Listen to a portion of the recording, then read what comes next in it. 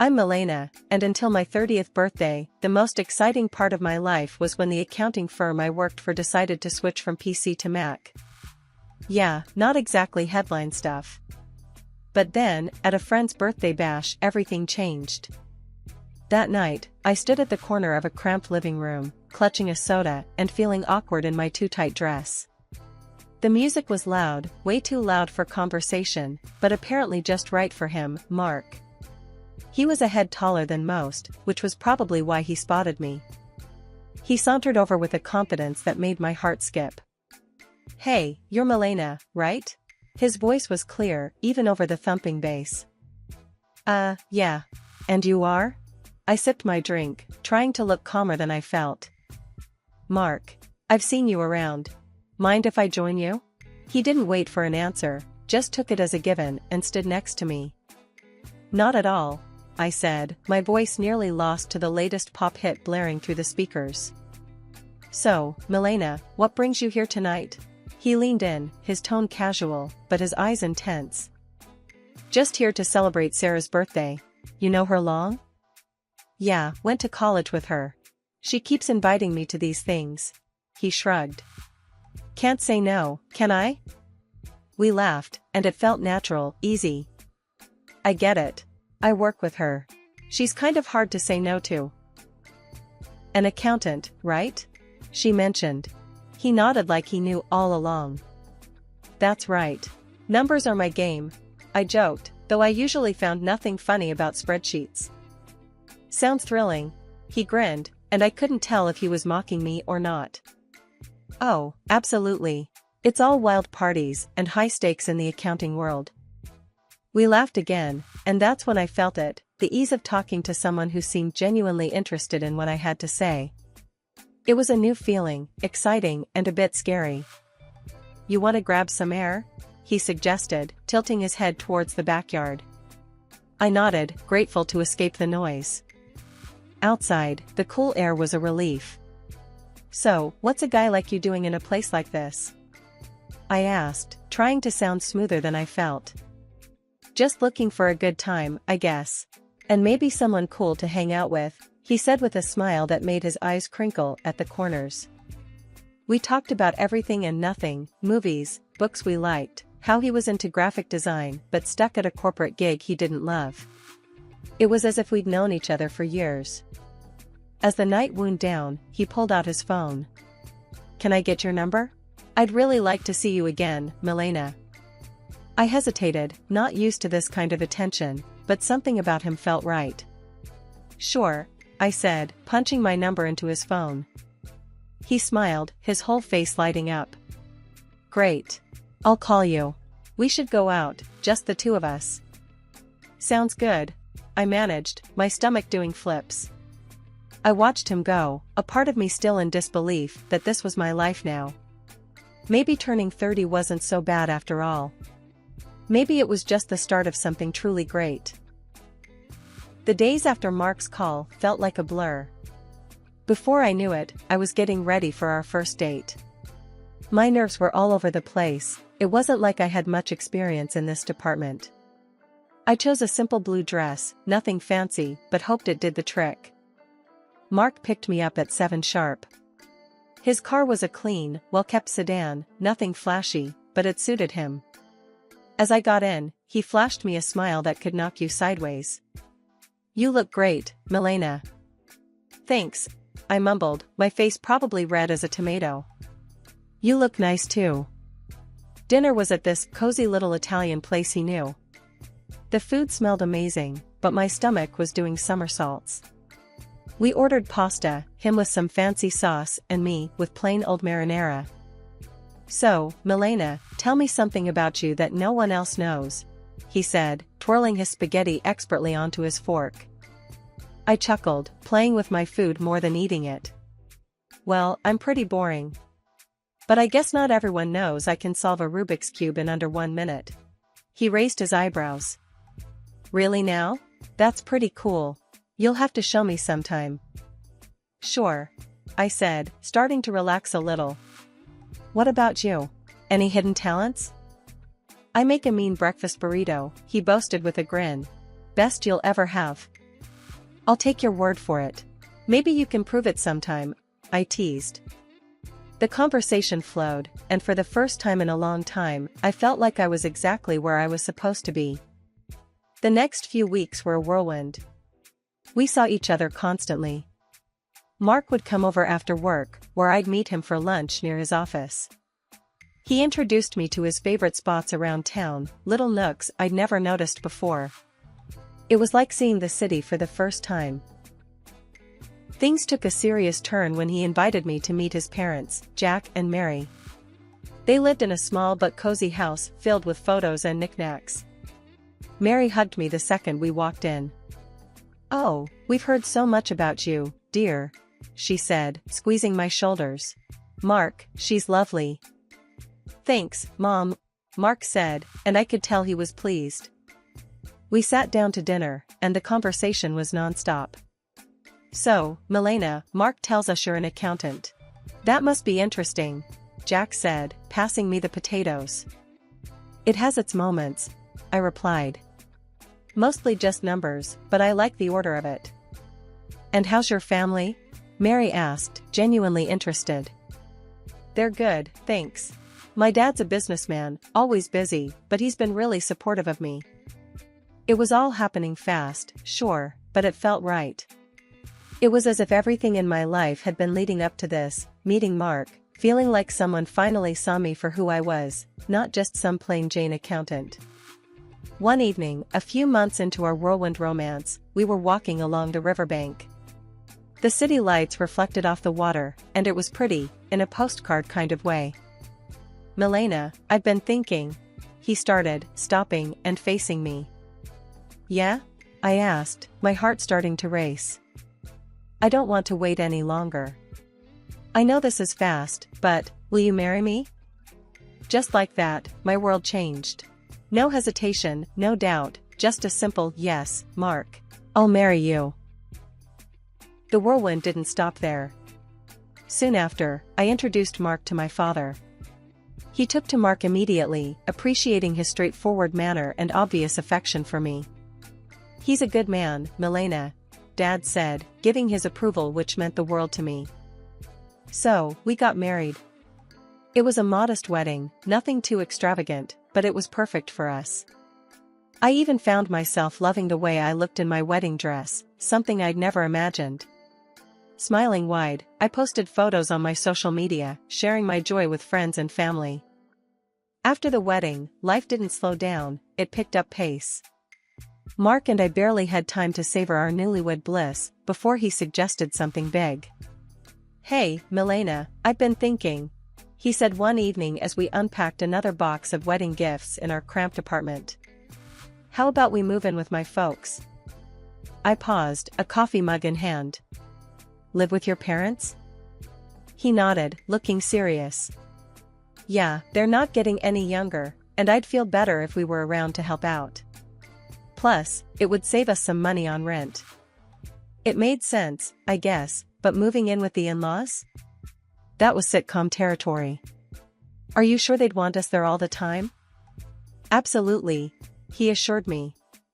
"Mom's been hinting about it ever since we got engaged. Come on, it'll be good." So, 2 weeks later, there we were, pulling up to his parents' house with our lives packed into a bunch of boxes.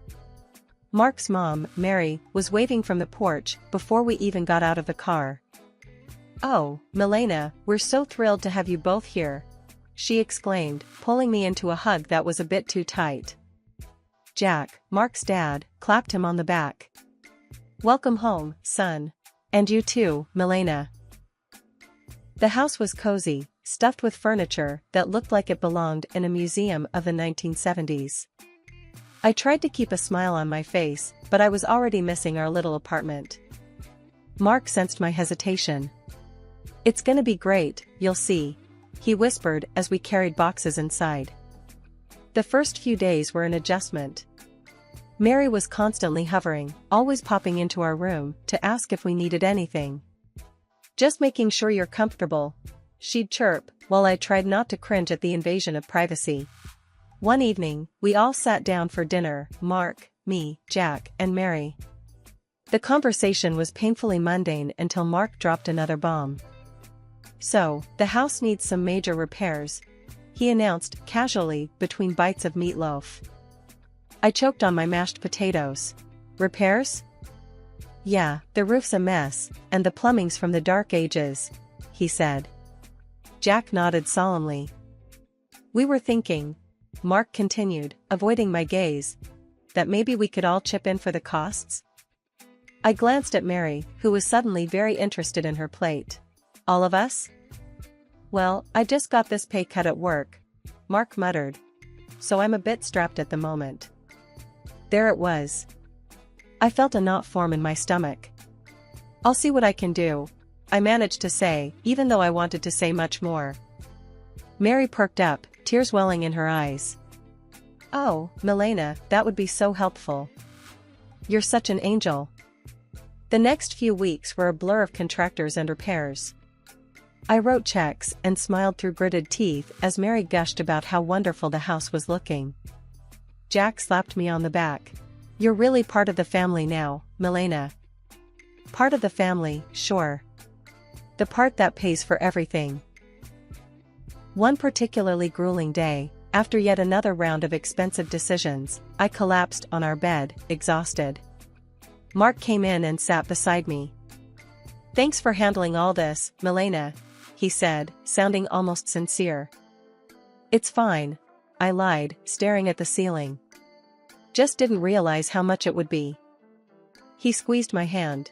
"It'll all be worth it. This is for our future, right?" "Our future," I echoed, not quite sure whose future we were building anymore. As I lay there, listening to Mark's steady breathing, I couldn't help but wonder if moving in was the right decision. But there was no going back now. I was in this deep, and I had to see it through, whatever the cost. After the renovations, the house looked great, like something out of a magazine. Honestly, despite the financial strain, I felt a bit of pride looking around. We decided to throw a small dinner party to celebrate, just the four of us. That's when everything took an unexpected turn. We were in the middle of dinner, laughing and sharing stories, when Mary suddenly got quiet. The room felt heavy all of a sudden. She looked at Jack, then at us, and her eyes were teary. "We need to tell you both something important," she said, her voice shaky. Mark and I exchanged looks. "What's going on?" I asked, my stomach tightening. Jack took a deep breath. "The house, it's mortgaged. Heavily mortgaged. We owe $200,000, and the bank could take it away if we don't settle the debt in 2 months." My fork clattered to my plate. "What? You mean all the repairs we just paid for?" Mary started sobbing. "We were ashamed, and we thought we could manage it. But after the repairs and everything, there's just no way." I felt like I was in a bad dream. All the money, all the effort, it was for a house that wasn't even secure. "So what are you saying now?" My voice was sharper than I intended. "Well," Mark started, his eyes avoiding mine, "I was hoping, maybe, Milena, you could talk to your father." "Are you serious?" I snapped, my voice rising. "Ask my dad for $200,000? It's just, after his help, the house would be secure. For us, for our future," Mark pleaded. Mary's sobbing grew louder, making me feel like the villain in this crazy drama. "Please, Milena. It's our home. We've spent decades in this house." I was furious, but the tears and the pleading wore me down. I'll think about it," I finally muttered, feeling trapped. The next day, I called my dad, hesitantly explaining the situation. To my surprise, he agreed to help, but on one condition. "I'll give the money, Milena, but only with a formal agreement, a receipt. I want everything documented." When I relayed this to Mark, he wasn't happy. "Why does it have to be so formal? Can't he just trust us?" "It's $200,000, Mark. It's a lot of money, and he's just being cautious," I argued, feeling the divide between us grow. "He'll get his paperwork," Mark muttered, clearly annoyed. The paperwork was drawn up, and the money was transferred. Mary and Jack were relieved, constantly thanking me, but the air between Mark and me had changed. There was a coldness that wasn't there before. Just when I thought my life couldn't get any darker, tragedy struck with brutal suddenness. "Milena, it's your Aunt Judith." Her voice came through the line, shaky and choked. "Your dad, he had a heart attack. It's bad." My heart dropped to my stomach. "What? How? Is he?" "He didn't make it, honey. I'm so sorry." The phone nearly slipped from my hand. "No, that can't be right," I mumbled, numb. I hung up and turned to find Mark standing in the doorway. "What's wrong?" he asked, his voice low. "My dad, he's gone," I managed to say before everything inside me broke and I started sobbing. Mark came over and put his arm around me, but it felt like being hugged by a stranger. "I'm sorry, Milena," he said, and it sounded sincere, but I was too lost in my grief to really hear him. Exhausted from another long day of funeral planning and negotiations with the agency, I came home earlier than usual. I expected the house to be quiet, but as I inserted my key into the front door, I heard voices from the living room. It was Mark, his tone dripping with frustration and disgust, talking to his parents. "I can't do this anymore. Living with her is driving me nuts. She's just, ugh, it's too much," Mark complained. His mom, usually so sweet and understanding, replied in a stern whisper, "You have to hold on a bit longer, Mark. We need to figure out what to do with those receipts your father-in-law had. Milena has them now. The sooner I get out, the better. I'll grab those receipts and destroy them. And then I'll start all over again with that rich beauty I told you about." Mark's voice was cold, calculated. I felt a chill run down my spine. Here I was, mourning my father, while the people I lived with were plotting behind my back. They weren't the loving family I thought I married into. Instead, they saw me as nothing more than a means to an end, a way to secure their financial troubles.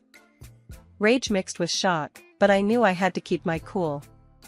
So, I slammed the door loudly, as if I had just come in, disrupting their scheming. "Oh, Milena. You're back early. How did everything go with the funeral plans?" Mary's voice shifted instantly to one of concern, her eyes wide with feigned innocence. I forced a smile, my stomach turning. "It's all coming together. Thanks for asking." As I spoke, I could see the quick glances they shot each other, their faces a mask of fake concern. It made my skin crawl knowing their true colors, but I realized that showing my cards now wouldn't help. I needed to be smart. I needed to protect what was mine, and possibly even get some justice for their deceit. The funeral was somber, the air heavy with grief and murmured condolences. But as the ceremony wrapped up and we returned to Mark's parents' house, the true colors of the family I married into began to show. As we gathered in the living room, sipping on lukewarm coffee, Mark's demeanor shifted. His usually charming facade crumbled away, revealing something more sinister. With a cold laugh, he looked straight at me and dropped the bomb. "Milena, pack your things. You need to get out. I've got someone else now, someone better." His words should have been like a slap. I pretended to be stunned, but before I could respond, Mary chimed in with a snide giggle. "We've really had enough of you, dear. We only put up with you for your money." "What about the house?" I asked, feigning innocence. "The house that I paid to fix, the $200,000 I poured into it?" Mary laughed harder, as if I'd told the best joke of the year. "Oh, sweetie, this house is ours. You're nothing here." Mark's smirk widened. "And those receipts you're so proud of? Found them in your dad's house and burned them. They're gone." For a moment, I let them believe they had won. But then, I couldn't help it, I burst into laughter. My reaction confused them, their smiles faltering. "Why are you laughing? What's so funny?" Mark demanded. I wiped a tear from my eye, still chuckling. "You three are just pathetic. You think you're so clever. The receipts you destroyed? They were copies. The real ones are safe with my lawyer." The color drained from both their faces. Mark's arrogance turned to panic. "You can't prove anything," he stammered. "I can, and I will," I shot back, my voice steady and firm. "Now, I want my money back, all of it, or my next call is to the police." Mark and Jack looked at each other, their earlier confidence replaced by fear. Jack, usually so bold and brash, began to plead. "Milena, please, let's talk about this. We can sort something out." With the truth now out in the open and the leverage squarely in my hands, the negotiations with Mark and his parents dragged on longer than I expected. It was clear they were trying every angle to sway the terms in their favor, but I wasn't about to budge. "Look, it's simple," I stated firmly during one of our numerous discussions at their, now legally mine, kitchen table. "The house gets transferred to my name in exchange for the IOUs. That's the deal. No more games." Finally, they relented. We all agreed that the best course of action was to make everything official and legal. I insisted that everything be documented by a lawyer and confirmed with the proper papers. "I want no corners cut," I emphasized. At the lawyer's office, the atmosphere was tense as documents were signed and notarized. I watched closely as each signature was applied, ensuring there was no room for further deceit. Once everything was finalized, I collected the documents related to the transfer and turned to Mark's mother, who looked deflated yet somehow still carried a hint of her former haughtiness. "I'll be keeping these in a safe place," I said, holding up the papers before slipping them into a folder. "Just to ensure no one is tempted to pull any stunts." With the legalities handled, the divorce proceedings were straightforward. Mark was quiet, his earlier arrogance nowhere to be seen. When the final papers were signed, I felt a weight lift off my shoulders, a chapter closed. On the day they moved out, I stood on the porch of my now fully owned house and watched. Mark, his mom, and dad carried their belongings to a rental van, their movements slow, the mood somber. I couldn't help but feel a mix of satisfaction and sorrow. This wasn't how I imagined my marriage ending, but under the circumstances, it was the best possible outcome. After everything settled down and I began to enjoy my newfound peace, word got back to me through friends about Mark and his predicament. Apparently, the grass wasn't greener on the other side. His mistress had dumped him not long after our divorce. And his parents? They were now crammed into a tiny apartment, a stark downgrade from the comfortable house they once had. It seemed karma had caught up with them quicker than I expected. Despite their situation, they started reaching out to me, bombarding me with calls and messages, probably hoping to weasel their way back into my life, or at least my house. But I was done with their deceit. I blocked their numbers without a second thought and blacklisted them on all social media. It was liberating, cutting the final threads that connected us. One afternoon, as I was enjoying a quiet moment with a book in my living room, a knock came at my door. Peering through the peephole, I saw Mark standing there, a pathetic figure holding a bouquet of flowers. The audacity of it made me scoff. Opening the door, I couldn't help but laugh outright at the sight of him. "Really, Mark? Flowers?" He shuffled uncomfortably, the bouquet seeming to wilt along with his spirits. "Milena, I've realized so many things. I was wrong, terribly wrong. Remember when you told me I disgusted you?" I interrupted, leaning against the door frame, not bothering to hide my amusement at his discomfort. "What changed, Mark? Run out of options?" He looked down, the shame clear on his face. I made mistakes. But I'm here to make things right." I shook my head, almost feeling sorry for him. "Almost. You're not here to make things right, Mark. You're just desperate to get back to your comfortable life. But guess what? That life doesn't exist anymore. Not for you." His face fell, and he took a step back, as if my words were physical blows. "Milena, please. Save it," I cut him off sharply. "I want you to leave. Don't come back here. We're done. Forever." Mark stood there for a second longer, his hope visibly crumbling. Then, without another word, he turned and walked away, his shoulders hunched in defeat. Returning to my book, I smiled to myself. The quiet of the house wrapped around me like a comforting blanket, a stark contrast to the chaos that once reigned here. I was finally at peace, living life on my terms, and no bouquet of flowers or sweet talk could disrupt that. I was truly, finally free.